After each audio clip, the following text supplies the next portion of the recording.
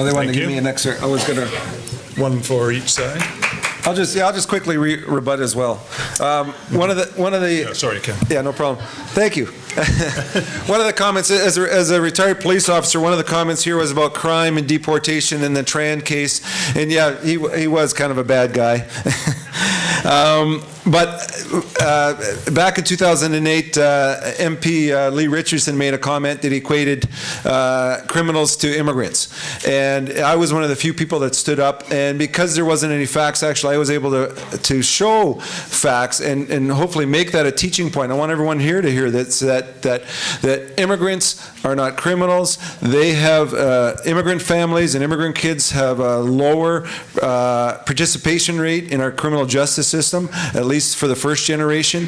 So let's take that right off the board. And I know that's always, they demonize the criminals in the media as gang members. And of course, that causes some of that challenge in the community, some of that grief. So I think what we also want to see, and I think it's been mentioned here, is we need evidence and stats before we start making laws. It can't be just on ideology, whether it's right or left. We have to have it on evidence-based. Thank you. Thank you very much, Cam. My apologies. No problem. Questions then. On this side, there is Tamara. There's a question on the far side. Hi. Do I have to give my name or anything like that? Go ahead. We can hear you. Okay. I waited a long while for my first question. I have so many, but my first question let's try to limit ourselves to one initially. Yes. My main question and my one question is, how do I get to be heard by the Parliamentary Committee on Citizenship after I have been abused and unfairly and unlawfully denied my citizenship? I'm here 18 years. I've met every requirement, and I was actually physically beaten up, and I've been trying to address the Parliamentary Committee, and I just can't get in. Do you want to respond? Since I'm a member of that committee, maybe I should answer.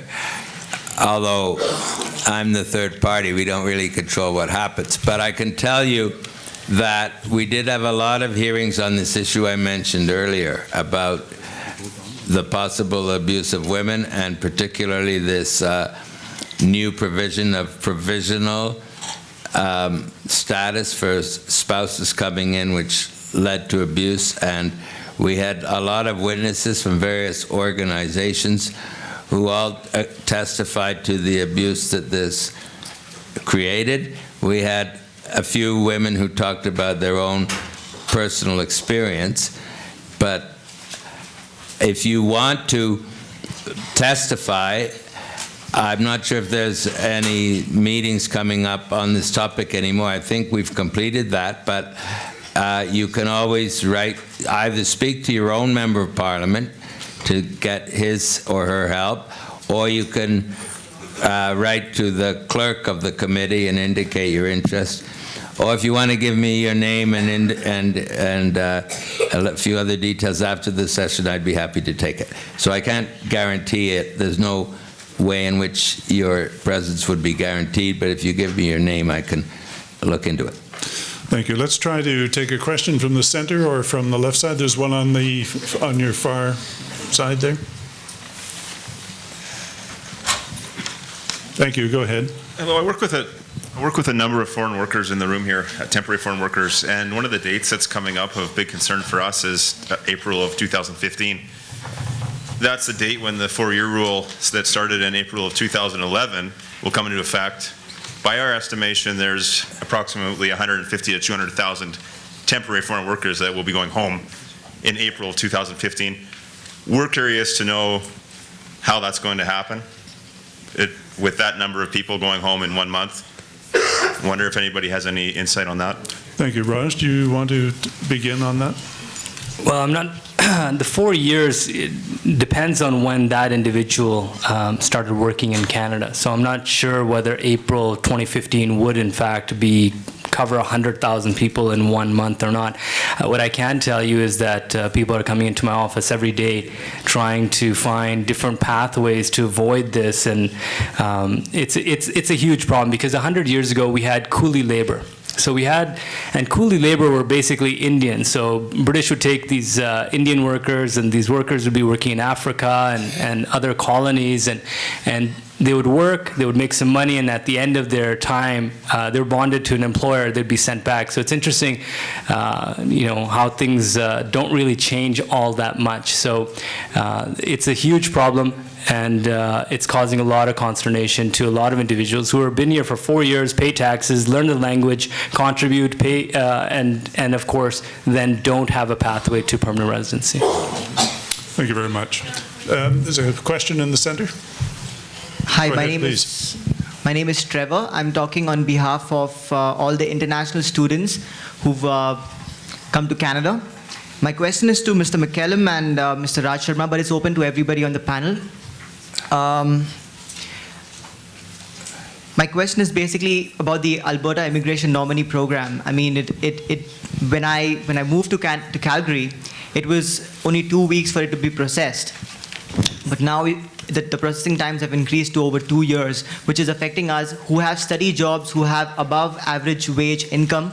We still we have a 1-year work permit, and we're asked to get an LMO or to either get your AINP approved, but the AINP is taking a lot of time. So what do we do? I mean, we're stuck. You're SOL. I'm sorry? You're SOL. Indian students come to me all the time. If you have to have minimum 2-year post-grad credentials so that you can get a 3-year post-grad open work permit. If you do 1 year, you get 1-year work permit. 1 year is not enough for you to qualify under Canadian Experience class. The ANP has 50,000 backlogged files. Processing times are over 25 months. Do the math. ANP is out, and CEC is out. If you've got a 1-year work permit, you're gone. Sorry. Get married. Do you have any prospects? There's a question right in the... I'm sorry, go ahead. That answer illustrates very well the difference between the Liberals and the Conservatives. Because he's saying get lost, there's nothing you can do. Correct. We are saying international students are perhaps our best single source of immigrants, in the sense that they're clearly educated, they know Canada, generally they can speak English, and we're in competition for immigrants, so we should do everything possible to facilitate the international students in their quest to become permanent residents. I'm not saying we can accommodate everybody, but I think the attitude you just saw and the rules that the federal government has put in place show that they don't have their heart in what I said was a fundamental policy of us Liberals, that we want more, not less, international students to become permanent residents of this country. Thank you. We should have a different system for international students and not put them with temporary foreign workers. Well, that system is called the Canadian Experience class. But it's going to change in 2015. It's going to be called the Express Entry. Correct. No clue about it, so it's a big mess. No, look, It is a big mess. I'm a full supporter of international students. I completely agree that international students are a natural sort of source for future permanent residents. But, I like to believe in unicorns and fairy dust too, but I deal with practical reality, and the laws and the system right now means that you're SOL. You have my sympathy. But I think what he's raising is also we are being oblivious of our own detriment. Canada is no longer the center of the universe that we believe it to be, right? For those who travel to other continents, they're getting way more lively, more energetic. Our arrogance of thinking that this is the place that people have to come and beg to stay eventually will come back to us. Exactly. Because people want to go to India, people want to go to China, people want to go to all these wonderful places where things are vibrant and people are energetic. So we are so oblivious about the reality shifting in our world, and we're not preparing for that future. So this kind of undermining talents, I think eventually will come back and make us question why we're behind in the global stage. That's a very good point.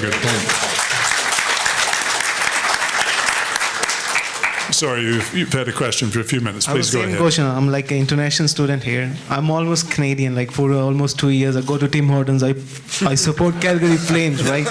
So I don't know. Like we are treated special. Like we charge 3 times fees as the students here, because you know, like how is it to be international student, right? But I learned a lot. So when we go, like I graduated in April. I went for a job interviews. All they say like, we want like, we are not sure that you're gonna stay here. I say I want to stay here. I have 3 years work permit. I'm not like you, but still like, I mean to say like, you should make it faster for the international student. Like my father in India, they're like I have money. I can buy a house here. Like even if you can do something for India, like instead of 2 years, you are holding up my growth. Like I want to study more, but I don't want to pay international student fee. Like 3 times more from the students here. I'm the brightest student than here. I know how to work hard. But the thing is, like, we're paying 3 times fees. If I get the PR or like citizenship, then I'm paying the almost fees students. I don't want to take student loan. I'm not abusing power or like something like that. But you should make it faster for international students. So I want to study more. I can have better standard of life here when I get like I go to the PhD or like master's degree. But you are making it difficult for us. Okay, thank you very much for that point. Is there a question in the center? Yes, ma'am. I'm sorry, where's the... oh, I'm sorry, my apologies. Yes, go ahead, please. Yeah. And then we'll go to the center. Thank you. I have a family in Uganda. Hello. I have a family in Uganda with 4 brothers, whose mom, everybody there. I support them there. It's hard. I'm citizen in Canada. So how I'm going to sponsor them, because I apply for group of 5. It doesn't work. It's failed. So it's hard to bring people from Africa. I've seen many people come from anywhere, but from Africa it's little tight, these 4 years, 3 years. It's hard to support from here to there. We have a family here, we have everything here. So I need just help from you guys. That's why I came with my 3 kids here. Thank you, Raj. Do you want to respond, or John? Did you say this is brothers in Uganda? Yeah. Okay, well, that's a problem, because our family unification covers children, spouses, parents, but not brothers. And if we change the rules to include siblings, we'd have massive numbers of additional people. So, you know, I don't want to be negative, but I'm trying to be realistic. I think your brothers would have to apply on their own merits and not as a part of family unification. Like, I have some answer. No, just a moment. We need microphones. No. Do you want to give this gentleman a microphone in the center, and so he can make a brief comment on this point? I think one of the issues that probably was missed, that these people are refugees in Uganda, okay? So if they are refugees in Uganda, they are entitled to come to Canada under the refugees process through group of 5 if they are recognized refugees. So she's not saying to sponsor them as family class, which is completely different, okay? And the fact that they're in Africa is making it a lot more difficult, because a lot of people can't come here, not 3 years, but like 5 to 8 years, some of them. So the question should be within that context. Thank you. Oh, I'm sorry, I missed that point. I did not hear it was a refugee case. And it raised the issues of systemic discrimination here, right? Because not all countries are viewed in the same way. So when we intentionally allocate more offices in certain region and not in a region, we reinforce systemic discrimination. Mm-hmm. And that's, I think, result in the lack of people coming from certain continents. Thank you. Please go ahead. Yes, hi. I'm addressing what Raj had to say about I think people need to take accountability. Like some of the groups that have come here, there has been abuses, and that I think has what has caused a lot of these laws to come into effect. I think those communities and the community of Canada, we need to work together to ensure that those abuses don't happen. And so if those abuses are happening in the community, I think it's very important for those community leaders to step up to the plate and do something about that, because it is affecting the other people in the community that, like he said, are trying to contribute to Canada and do what's right for Canada, and they want to be citizens in Canada and doing the right things here. Now, if people are going to go and take the liberties of the land and the laws of the land and don't want to adhere to the laws of the land that you're coming to, then there's a problem with that. Like if we've got these guys from ISIS, you know, a guy right here from Calgary saying he's, you know, coming, he wants to behead us and to enslave our children. These are not the people that we want to be coming here. We want people like Raj and, you know, Darshan Kang and those people who are contributing to society. Those are the people that we want to be working with us here. And then making everybody come together. Bring your families, bring your parents, because you are abiding by our laws that we've put in place. If the laws aren't fair, then get rid of them. But let's work together to make this a place where we have peace and love and harmony and respect for one another's cultures, etc. Thank you very much. There's a, right beside you, there's a question.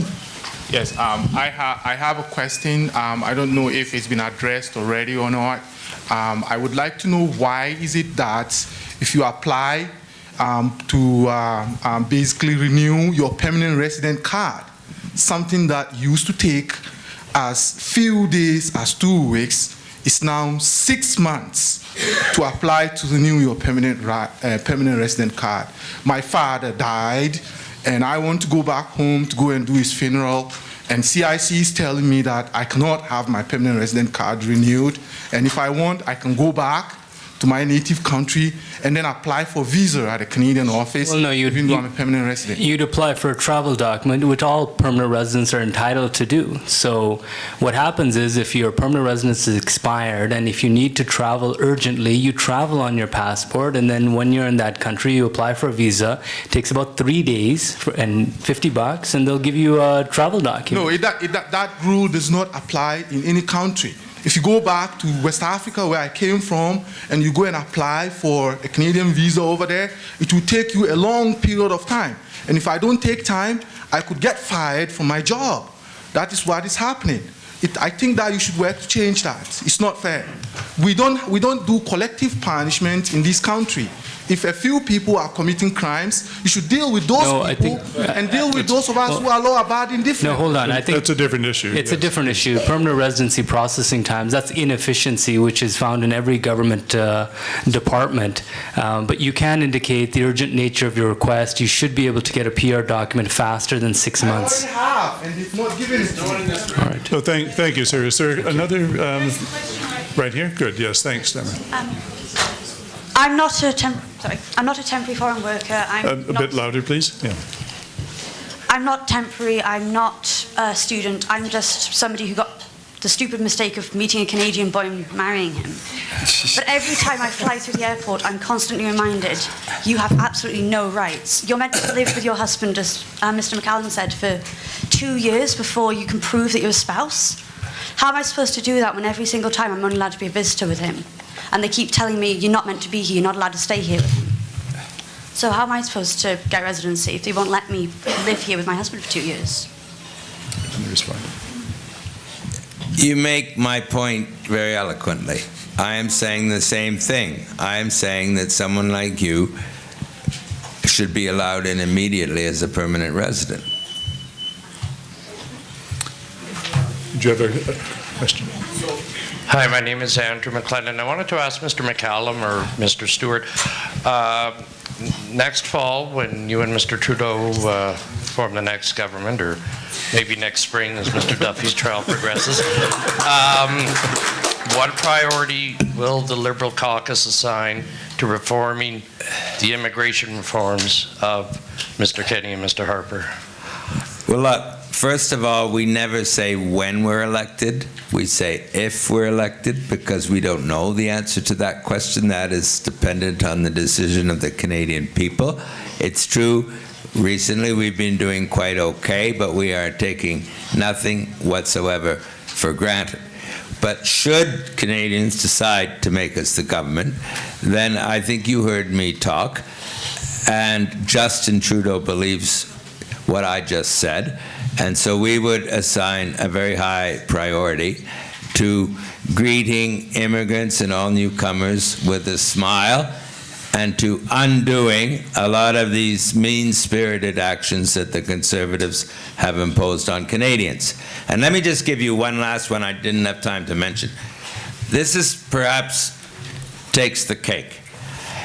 The measure that deprives refugees of basic health care. They have imposed that, and it is totally mean-spirited, and it is not even economically sensible. Because if you deprive them of basic health care, if they get really sick, they have to go to the emergency. That costs more money. And if that's not enough, there's a new government bill or private bill before the Parliament, but sponsored by the government, which would enable provinces to deprive refugees of welfare payments. The provinces are not allowed to do that. So if you don't allow these refugee applicants to work, and you take away their welfare payments, and you take away their basic health care, how are they supposed to live? So those are egregious examples of things that a new Liberal government would repeal, I hope, on day one or very, very fast. And I was, thanks, Charles. And I was going to say, as a Calgary representative from the last election and possibly for the upcoming one, this was my number one reason for getting in this. When I see the Canada that I grew up and that my family came to this country, when I see the rules changing, that's why I wanted to stand up for this. And it was funny, I identified in 2011 that source countries that the Conservative government were picking were changing the whole demographics, and they were very discriminatory, xenophobic source country pickings that they were looking at. When I started looking at some of that and talking to people, it was hitting the chord. However, it wasn't until after the election when Jason Kenney came in when people said, I should have listened to you, because then the policies started coming in. So now we're seeing what's happened, and it'll be my mantra and my mandate, whether I get elected or not, to see this changes. The other thing I was going to mention was this forum, and thanks again for the people who put on this forum. They're taking photos and pictures and taking down. They're going to use all of our input, not just the panel, but all of this input, all the good ideas that come out of this, to form a policy document that will make it onto the Liberal policy paper. So I just wanted to let you know that your voice will be heard with the Liberal Party. Thank you, Cam. Question or comment on this side, please? Yes, I was just wondering if there should be a practical limit on the amount of immigrants we let into this country, and how strict we should be with English and French language requirements, while making sure that we also include everyone. Thank you. Anyone on the panel like to respond? Well, obviously there has to be a limit. We can't allow unlimited numbers. Typically, in recent years, it's about 250,000 permanent residents allowed in every year. Some say we should aim for 1% of population, which would be like 350,000, but I don't think anyone's talking higher than that. What was your language? Oh, language. Okay. Obviously, language is really important. And so I don't object to the language tests for new Canadians, for citizens. I think to function in this country, it's not always necessary, but it's certainly helpful and highly desirable to speak English. The only thing I objected to was on the citizenship thing. They used to have to do language tests to become a citizen up to the age of 54, and now they've increased the age to 65. And I don't like that. 40% of the people in my riding are Chinese, and Chinese often sometimes don't speak perfect English. And so you have a grandfather of 63 years old. He can communicate in English, but it might not be perfect. But he's a really good Canadian in other ways. His children probably speak perfect English. His grandchildren speak impeccable English. And so I don't know why we should deprive him of citizenship for having less than perfect English. In general, I agree with you. English and or French are critical. But when it comes to older people like that, I'm not sure that we need to impose that on them. I think we've gotten on quite okay as a country without doing that up until now. I don't know that we need to do it now. Thank you very much. You have a question? Yes, Hello, go ahead, thank sir. you for this forum. I really appreciate it. My name is Robert Matthews. I'm from the United States. I came here in July of 2012 to work for Suncor. I came in on an LMO, and my work permit was good for 2 years.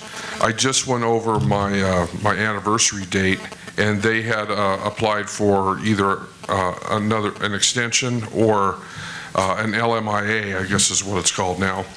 And so I got a letter back, and it was served me by my employer as he gave me my news that I was no longer able to work in Canada. It's a letter saying that after considering all the circumstances of your case, your application for a work permit cannot be approved as requested, with like an X, like they just put an X. And I was kind of wondering, and I put permanent residency application in November of last year, and it's being sponsored with Egan, they're supposed to be the professionals and all that Suncor provided. But it's been 10 months, it wasn't processed in time to get a nomination to allow me to continue work. So I had implied status until I got this letter saying I could no longer work. Do you have any ideas? Because I kind of want to stay here. Thank you very much. Raj, do you want, can you address this? I don't know. That's kind of challenging. There's, frankly speaking, federal skilled worker, there's, it would be impossible for me to sort of give you options in this type of a setting. I mean, you've had legal counsel. I would suggest that you get your own lawyer instead of your company's lawyer, someone that can actually give you advice for your best interest, not the company's best interest. So, sure. I would suggest that you are very nice to other people here and ask them to join you to go to the office of Mr. Jason Kenney. Sorry, do you have someone? Yeah, a patient. Hi. With like Harper's conservatives cutting so much for immigrants, like I mean, in terms of the guys touched on the economics, should there, we should obviously spend more on it. Is there even like worth it having a spending limit on immigrants who do contribute so much to Canadian society? I don't understand the question. I don't understand the question. Well, as immigrants do contribute to Canadian society, economically, what should the amount of spending we spent on immigrations be? You may want to have a looking at a study done by the Royal Bank of Canada a few years back, and they calculated the return of using skilled immigrants. So there are billions of dollars that we benefit from making use of people's talents. So you just have to Google the RBC report on diversity and looking for the cost of benefiting from diversity in Canada. Thank you, Hugh, for that. Tamara, please. Yes, and then here. Hi, I've been here 25 years now. I didn't take student loans to do my university. I paid out of my pocket. My mother has been here 3 times. Every time I've had my children, she's been here to help. Now she's got dementia, she's bedridden, and there's no one to look after her, and I can't seem to get her here. What can Canada do for me? Raj, I think you should respond. Well, I guess If you sponsor your mother, first of all, sponsorships are restricted to 5,000 per year, and they start on January 2nd, and this year they filled up in 3 weeks. So you would have to comply with the new requirements, which is 30% above LICO for 3 years in terms of a notice of assessment. Even if you get that in, your mom is most likely medically inadmissible to Canada.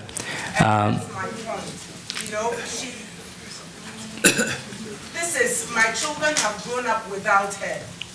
And the Honorable man just mentioned what it means for our children to grow up without a grandparent.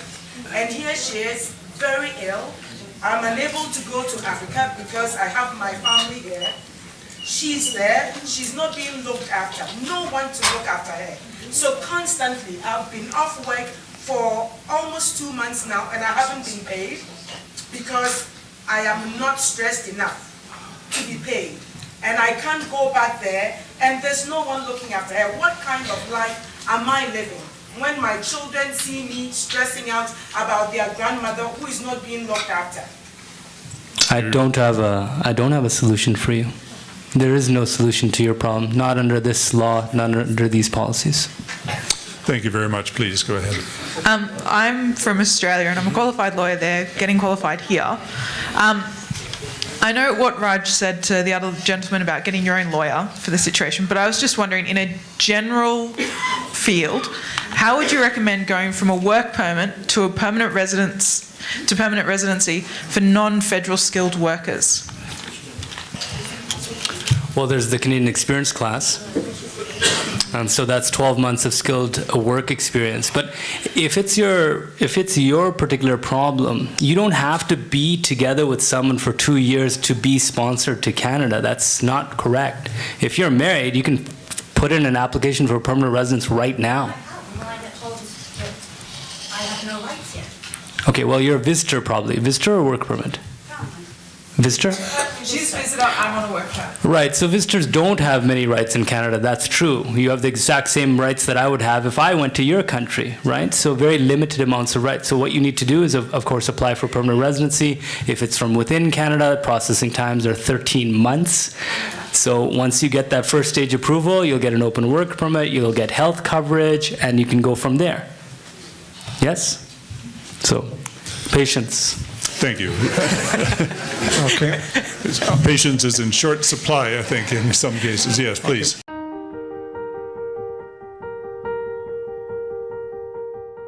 Best Buy furniture ਤੇ ਅਸੀਂ ਕੁਝ ਅਨੋਖਾ ਸੋਚਦੇ ਹਾਂ ਤੇ ਵੱਖਰਾ ਬਣਾਉਂਦੇ ਹਾਂ। ਤੁਹਾਡੇ ਸੁਪਨਿਆਂ ਦੇ ਮਹਿਲ ਲਈ ਫਰਨੀਚਰ ਦੀ ਇੱਕ ਅਜਿਹੀ ਕਲੈਕਸ਼ਨ ਜੋ ਤੁਹਾਨੂੰ ਕਿਤੇ ਹੋਰ ਨਹੀਂ ਮਿਲੇਗੀ।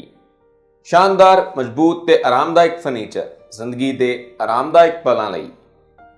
Best Buy Furniture, the perfect homemaker. Finance available for 6 months with 0% interest.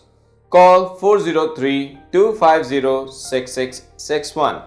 403-250-6661. Patience is in short supply, I think, in some cases. Yes, please. My name is Solomon. My question goes to politician leaders. Just a bit louder, please, if you would. My question goes to politician leaders. I noted that it's very hot issues related to immigration when election is approaching.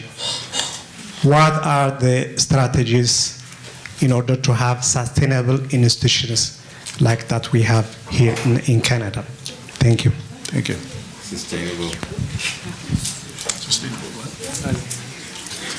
The panel couldn't quite hear the last part. Sustainable what was your...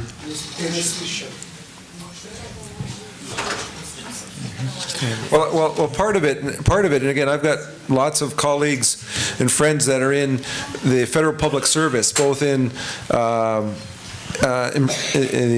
Citizen Immigration Canada, Multiculturalism, IRB, there's been huge cutbacks. Again, we're talking about financing and support for immigrant process, the citizenship process. There's been huge cutbacks that are really handcuffing the good working bureaucrats, the statisticians, the people that are trying to manage these policies. And I think that's one of the things that government and politicians could look at, increasing that is both those institutions and the public sector ones, the private sector ones as well. Thank you. A question right here. Comment, please. Hi. Sorry. I just have a follow-up question regarding that lady from sponsoring family members back home or wherever. But I've been here for 14 years and I have no relative. But I'm a single mom.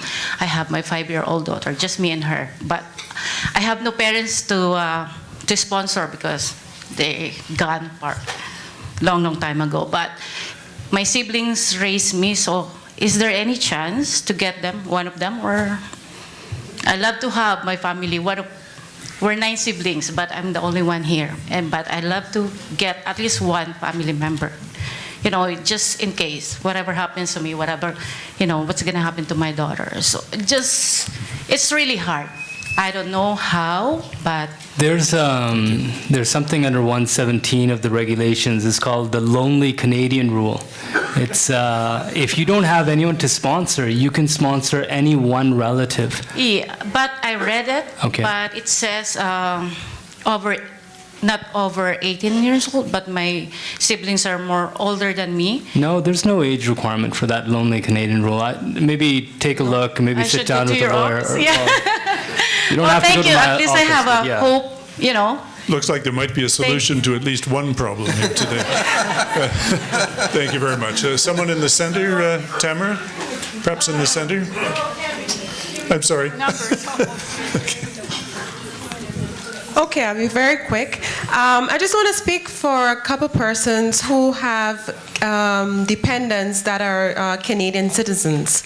They're still dependent, but the parents are not permanent residents or doesn't have their citizenship. Can you tell me, is there anything in place for those parents of the Canadian kids who are still dependents? What do you mean? What do you mean in place? Yeah, is there anything that is applicable to these parents? So what's their status in Canada? It depends on the status. Okay, I know of a few persons who have work permits and a few persons who are visiting the kids because they've been living here since they were born. Well, there's no such concept as like anchor babies. Just because you have a kid in Canada doesn't mean that you get a right to stay in Canada permanently. There may be other options like humanitarian and compassionate applications, but just because you have a kid born in Canada doesn't give the parent any right to be here permanently. Thank you. Do you have, please go ahead. Hi guys. My question is, as we know, ANP has gone for 24 months now. So students have to get the LMO or get married, as you say. So there are some businesses who are ready to provide the LMO, but the problem is they are paying minimum wages or half of that, whatever the students are deserved. So this is kind of abuse. So how the government will tackle this kind of problem, and it's an ethical issue as well, as the Mr. Hughes said. So how the government will tackle this issue? Thanks. The issue is employers are excluding students for the LMO. Well, I'm not sure if I fully understood the question, but I think I said that we have to really crack down on abusers, take away their rights to employ temporary foreign workers or students, and be tough with them. I'm not sure if that answers your question, but I'm not sure I understood the question. I was wondering about wage disparity. Wage disparity? Yeah. And discrimination. Well, the reality is that ethnic community members exploit their own ethnic community members. So undoubtedly you're going to work for some brown employer, and undoubtedly that brown employer is charging you $10,000 to $20,000 for LMO, because that's what my clients tell me. So either they're charging us money, and again, we exploit our own people, and that's something to be ashamed about. Or they're paying you $20 plus on payroll, but telling you to cut them a check back or cash back, right? So, yeah, so I don't know, how do you deal with that? That's illegal. So of course you can go to the police and you can go to immigration, but then you won't get a job, and so that doesn't solve your problem either. The reality is that we simply need a better program for international students outside of the ANP, which is a Band-Aid solution, is not a solution right now. We need something like the Canadian Experience class. And you know, the ANP had a great program about a year ago. It was the Alberta Job Experience, or the Alberta Experience program. Great program where you could self-nominate yourself for provincial nomination. So I don't know what the solution is. What is the solution to people that break the law and exploit vulnerable people? There's no legal solution for that. It's better policies, more adaptable, flexible policies, understanding the importance of international students to Canada. Thank you. Tamara, question on this side, please. Yes, go ahead, sir. Hello. I was wondering if there's any possibility of betterment in transparency, accountability, and in general efficiency when it comes to processing from CAC, especially when it comes to PR renewal or citizenship.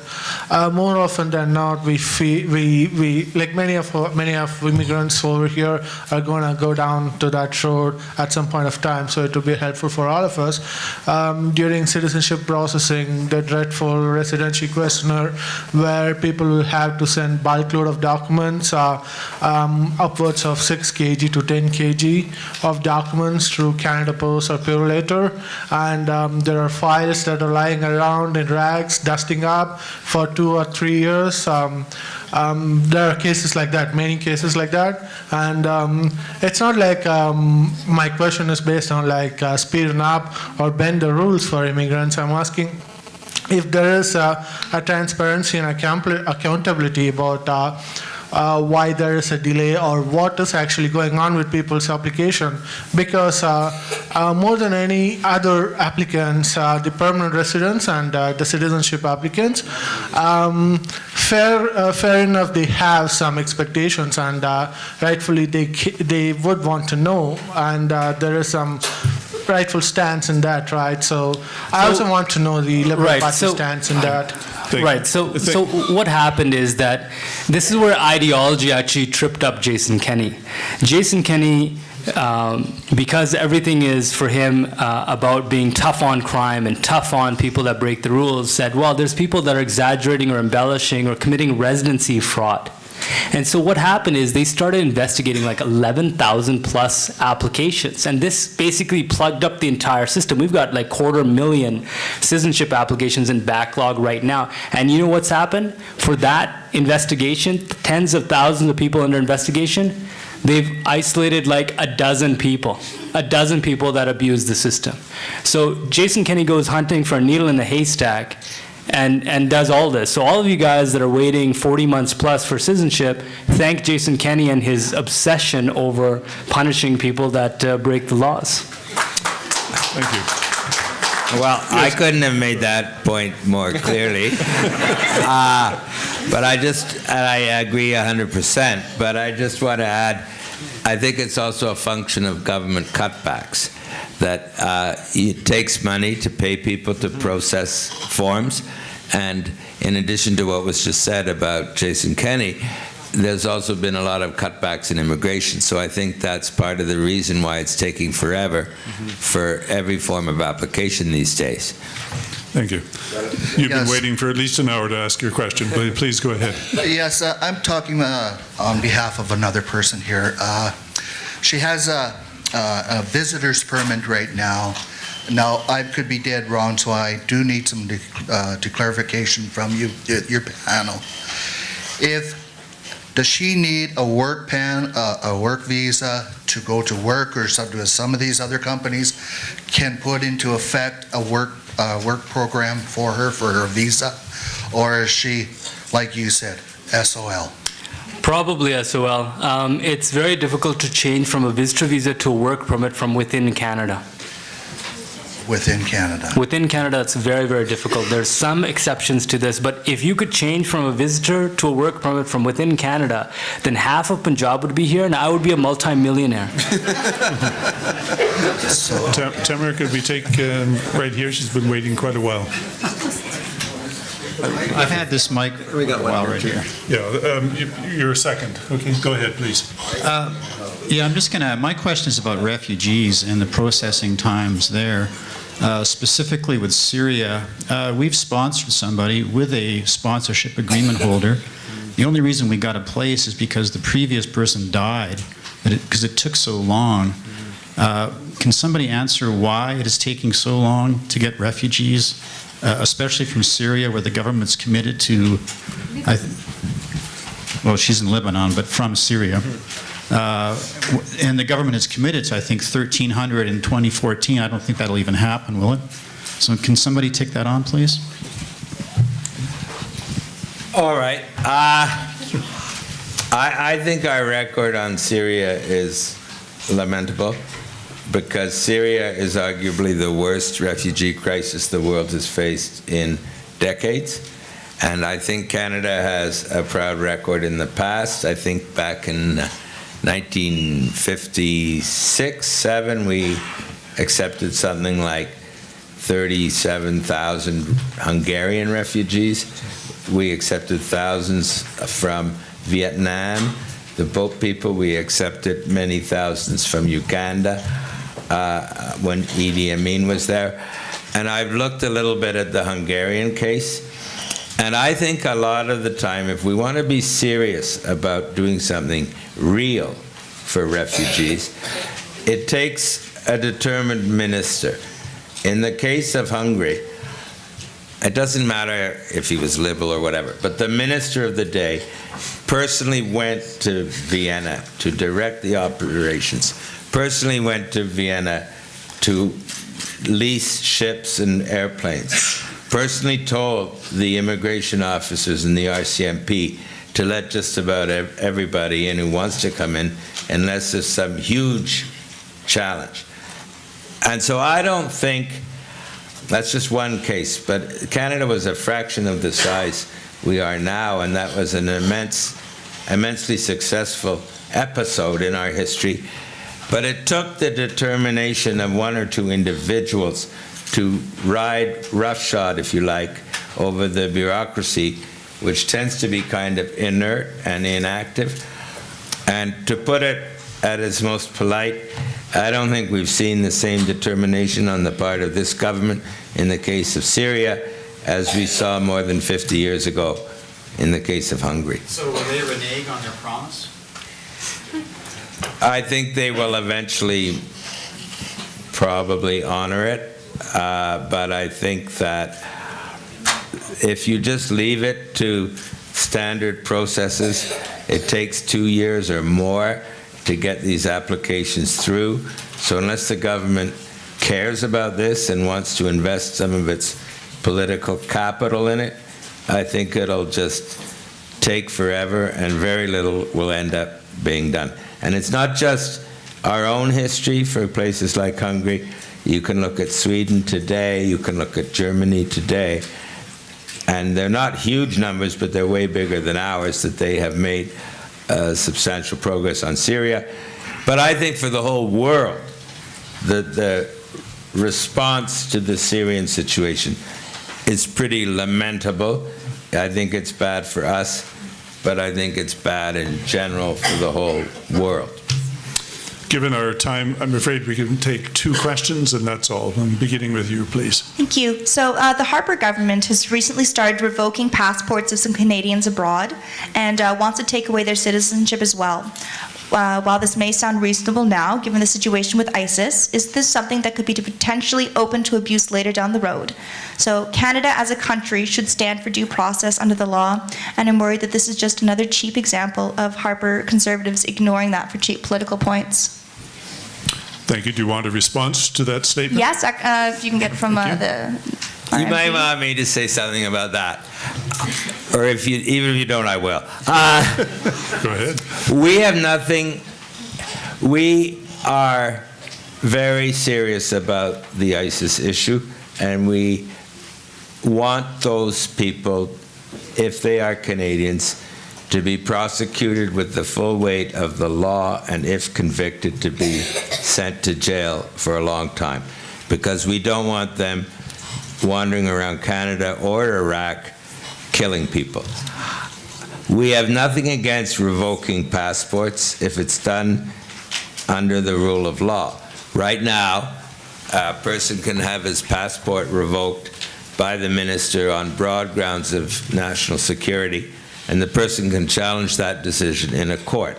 So if some individual is suspected of about to get on a plane to Iraq or wherever to fight with ISIS and kill people, I'm all in favor of using that provision to revoke the passport. Where we draw the line is we are not in favor of revoking citizenship, because we believe that a Canadian is a Canadian and there are not two classes of citizen, and we also believe it's probably unconstitutional to make two classes, but that's for the courts to decide. But I think at a practical level, I'm not quite sure what this government's intention is, but if you take away someone's citizenship and have him go to Iraq, where he might kill more people, is that a better solution, or is it better to put him in a Canadian prison where he won't kill more people? I think the citizenship issue gets some political airtime, but the real issue is whether you put those people in prison, if you can do so legally, to stop them killing people, rather than take away their citizenship and send them off to some place where they might kill people.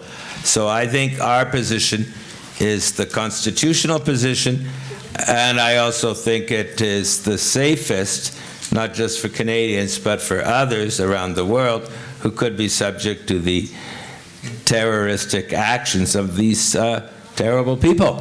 Thank you. And I just wanted to add one thing in regards to the federal government's tough on crime. I think that you have to look at the same kind of kids that are going into criminal radicalization are the same kind of kids that are going into drugs or going into gangs. It is not a religious thing. It is a systemic and a society thing, and we have to look at making sure they don't go down that. And I think Calgary Police is doing some wonderful work, as well as the RCMP, about keeping kids out of drugs, out of gangs, and out of criminal radicalization. So it is criminal. It is not anything else. So I think we have to realize that those kids age out of that eventually, out of all of those things. It's been proven, whether it was kids going into IRA, they became criminals, or they were criminals before or after. So it is more of the criminal radicalization and not ideology in regards to some of the other things that you've heard. Thank you, Cam. And we have one last question, sir. Please go ahead. I was just curious if you guys thought it would be a good idea to bring back the immigrant investor program. No. The immigrant investor program is bad for Canada. The average investor would come in here, paid less taxes than a nanny. Less taxes than a nanny making $14 an hour. So the promise was these millionaires would come into Canada and they would invest money or create jobs or whatever. No, these are rich guys. They wanted a Canadian passport for their families. They're here to take advantage. They come here. The Canadian passport's all good when they need it, the healthcare system, but they do not put anything back in the economy. In fact, they come in through Quebec. Quebec is more than happy to take $10,000 from them per person. Then these guys move to BC, and in BC then bears the cost in terms of their settlement and everything else. So huge problem with the investor class. These are not the type of individuals we want. The fact that a Filipino nanny, live-in caregiver, may gives us more taxes than an investor is shocking, and that tells me we need more nannies and not more investors. John, go I ahead. agree we need more nannies, but the Conservative government is making threatening noises about the live-in caregiver program and maybe about to attack it if you believe those rumors. But on the investor program, there's two issues here.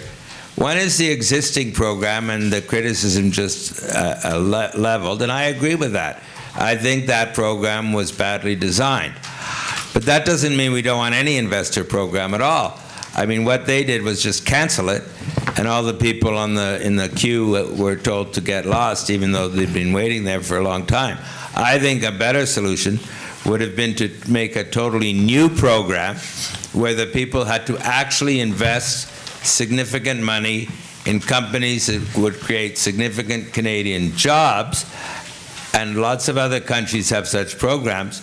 And if you could create a really good functioning program of that nature, this would be one example of what I talked about earlier, where immigration is actually good for jobs and growth, because it would encourage foreign entrepreneurs to come in here and actually do it. So we can agree that the previous program was badly designed, but we don't necessarily agree that the best option is to scrap it and do nothing at all, as opposed to creating a new program which would actually do a lot of good for Canada. Thank you. I'm going to call on Brindis just to make some closing remarks in a moment, and I would ask you please to complete the evaluation forms and to suggest other topics for forum that you would find of interest to you. I think there's one fundamental lesson that comes out of the discussion today that goes beyond the individual cases, many of which are obviously heartfelt problems, and that is that good policy is not based on individual and selected items. Evidence-based policy has been a problem for the current government, and regardless of which government is elected in the fall of 2015, and some of us have our preferences on that issue, we hope that evidence-based policy making will come back to the fore. I would like to thank all of the members of the panel. I would like to thank very much all of the members of the audience. You've been an excellent audience, very good questions, good comments. Thank you so much for coming out on a Sunday afternoon.